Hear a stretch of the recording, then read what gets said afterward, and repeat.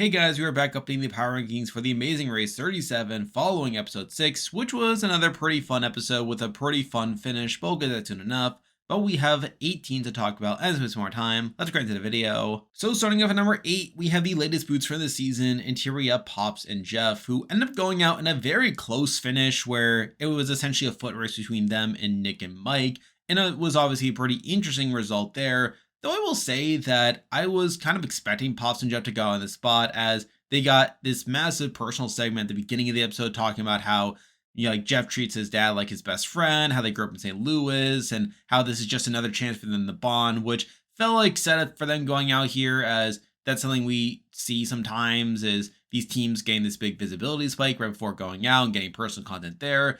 And through that kind of gave the game away. I felt pretty confident they were going home for a lot of it, even though they weren't in the worst race spot for a lot of the leg here, where while they did drop to 6th place at the start of the roadblock, and while they didn't do that poorly in the actual tasks, they obviously eventually fell behind this foot race to Nick and Mike, and with Nick and Mike having much stronger content and clearly being a team that's meant to be bigger characters on the season, was pretty confident Pops and Jeff were going home by the end of it.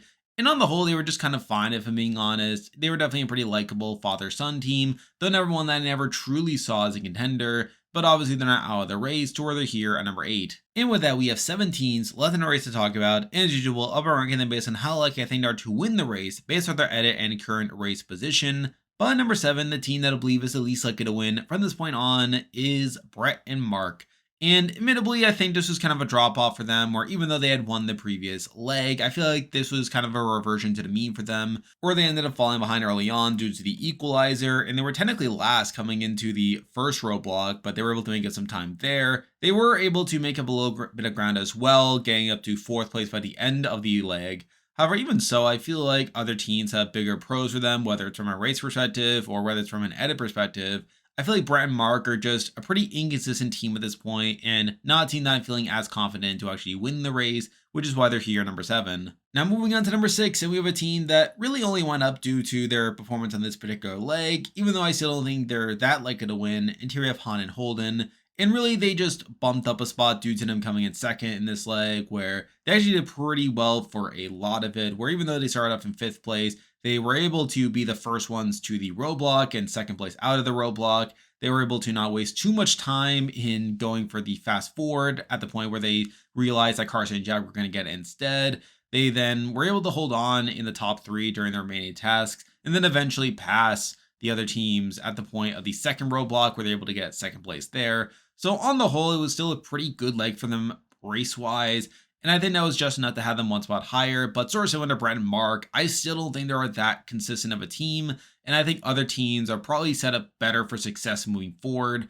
which is why I do have them here at number 6. Now moving on to number 5, and this is a team that I actually had one spot higher. However, I did bump them down due to this leg, interior of Nick and Mike. And Nick and Mike obviously had a pretty turbulent race here where they were second to last coming into the leg and were really in the back of the pack for most of it, where while they did get to 5th place at the start of the first roadblock, they fall to 6th place after that. And they are actually last place coming into the 2nd roadblock and last place coming out of it, and really only survived this leg due to them eventually passing Pops and Jeff in a very tight finish there. So they really just squeaked their way to a finish here. And on top of that, they get some pretty questionable content with them talking about how their goal for the race was to get to the top of the pack today, and look how that turned out.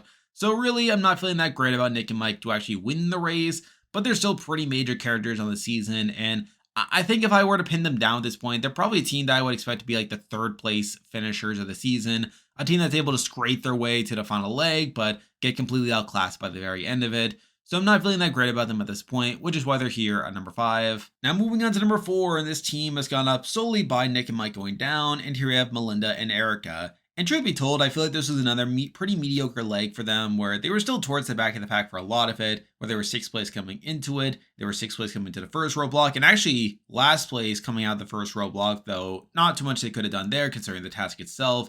They were 5th place coming out of the tea time task where they were able to pass a couple teams through that, which is pretty good, and they were able to make up a little bit of ground until they eventually got a 6th place finish, pretty much finishing where they started. And really, I think Melinda and Erica are a pretty mediocre team as well. And really, the main reason why they are above Nick and Mike is One, the fact that they were at least closer to staying compared to them. And on top of that, they do at least have some setup for longevity where they talk about how they only had to win the final leg. They also get some content this episode about how the W turn saved them and how they're the last girl team left in the race. So I think there's at least some setup there for them to be these underdogs, but still not the team that I'm looking at to do well from a race perspective, which is why they're here at number 4. Now moving on to number 3, and it's actually the same top 3 as last week. And as a spoiler alert, the order hasn't really changed here. But number 3, we do have Jonathan and Anna, who actually have a bit of a rebound across this leg here, where they were last place coming into this leg due to them barely surviving the W turn. And they were able to do pretty well considering those circumstances, where they were actually second place coming into the first roadblock and middle of the pack coming out of it. They were able to make it some ground as well, where they were able to get up to second place coming out of the tea time task. Though they do lose a bit of their footing in the second roadblock, where they really struggle with that. They fall to sixth place and only finish in fifth place due to them like passing other teams on the way to the pit stop. So they do get a bit lucky there. However, I think considering that they were last place coming into it, they were able to rebound pretty well, which I find pretty good there. And they're still a team that I would expect to be major threats to whoever goes on to win this season, though not a team that I would expect to actually pull it up at the very end of it. So it's for that reason that I do have them here at number 3. Now moving on to number 2, and we have the same team at number 2 compared to last week. And here we have Alyssa and Josiah. And again, I feel like they're another team that largely built upon what they did before, where they were third place coming into it. And they're really in the top 3 the entire leg here. And they were even first place at a point during the tea time task, though they do eventually lose a bit of ground there, mainly due to Carson and Jack getting the fast forward and Han and Holden having a late surge. That does cause them to fall to third place by the end of it. But they were still a pretty consistent team. They didn't really have any major roadblocks across the actual leg here. They also get a bit of personal content during the second roadblock, talking about how they want to learn how to surf and the fact that they have some experience, like makes them do well at it, especially when you see the likes of Jonathan really struggling with it. So I do feel like that was a plus for them as well.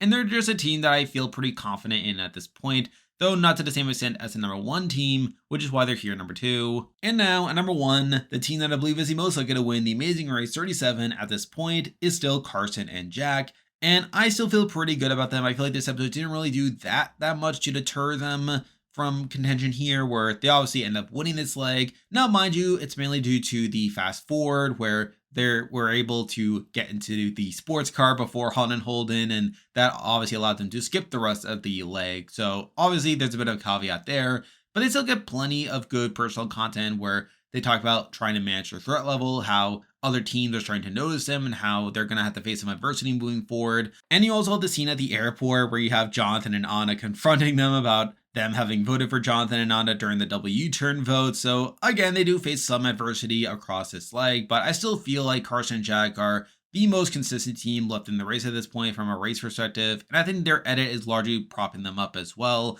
So I still feel pretty good about them in terms of longevity and possibly going on to win the race, which is why they're still here at number 1. And there we go. That will do it for this week's video. If you like this content, be sure to like and subscribe while I head with the channel. Now we'll be back again next week to update the Power Rankings again, so you can look forward to that. I am covering Survivor 48 and wrapping up my coverage of Australian Survivor, so be on the lookout for videos on those shows.